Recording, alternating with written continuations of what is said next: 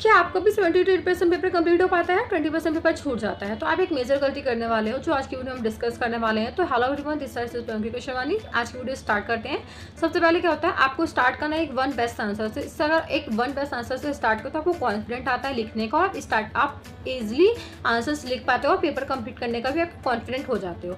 But second गलती आप ये कर देते हो कि आप आंसर्स को एक प्रॉपर एलोकेटेड टाइम पे नहीं लिखते हो, बट आपको आंसर्स को एक प्रॉपर एलोकेटेड टाइम पे लिखना है। 5 मार्क्स का है क्वेश्चन, तो आपको उसमें 7 to 8 मिनट्स देने हैं, उससे ज़्यादा नहीं देना है। अगर आप ज़्यादा देते हो तो आप पेपर कंप्लीट नहीं कर पाओगे। थर्ड, आप एक आंसर्स में ज़्यादा टाइम दे देते हो। Don't give too much time on single answer. इसका मतलब ये है कि अगर आप एक आंसर्स में ज़्यादा टाइम दे रहे हो, अगर वो 5 मार्क्स का क्वेश्चन है, आप उसमें 20 मिनट्स दे रहे हो, तो आपने पेपर कंप्लीट नहीं कर पाओगे। अगर आप एक आंसर और लिख देते तो उसमें आपको 1 या 2 मार्क्स तो मिल सकते थे। तो अगर आपने एक मार्क्स में ज़्यादा टाइम, एक क्वेश्चन में ज़्यादा टाइम दे दिया, तो आप दूसरे क्वेश्चन को छूट जाएगा, तो इससे आप पेपर कंप्लीट नहीं कर पाओगे। इसलिए don't give too much time on a single answer.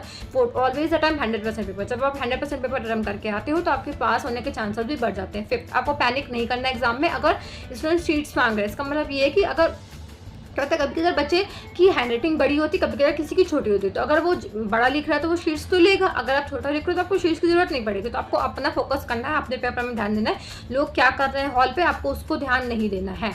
6, आपको अपनी हैंडराइटिंग को प्रॉपर रखना है स्टार्टिंग से एंड तक। इसलिए मैं ये कह रही हूँ कि अगर आपकी हैंडराइटिंग प्रॉपर होती है स्टार्टिंग से एंड तक, तो एक रिदम मेंटेन होता है, एग्जामिनर मार्क्स देता है। मैंने रिव्यू करी थी कॉपीज को स्टार्टिंग में, तो एग्जामिनर मार्क्स अच्छे दिए थे, बट लास्ट में जब उनकी हैंडराइटिंग क्लियर नहीं थी तो उन्होंने रिमार्क दिया कि हाँ हैंडराइटिंग क्लियर नहीं है, और मार्क्स भी नहीं दिए। तो इसलिए आपको एक प्रॉपर हैंडराइटिंग मेंटेन करके रखनी है।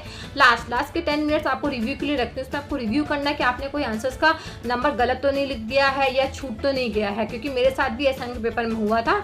इसलिए आपको लास्ट 10 मिनट्स रिव्यू के लिए रखने हैं। एंड ये कुछ टिप्स है जो आपको हेल्प करेंगी 3 आवर्स में पेपर कंप्लीट करने के लिए। ऐसी ही टिप्स के लिए आप फॉलो कर सकते हो CS पंकज शिवानी को। एंड मिलते हैं नेक्स्ट वीडियो में। All the best.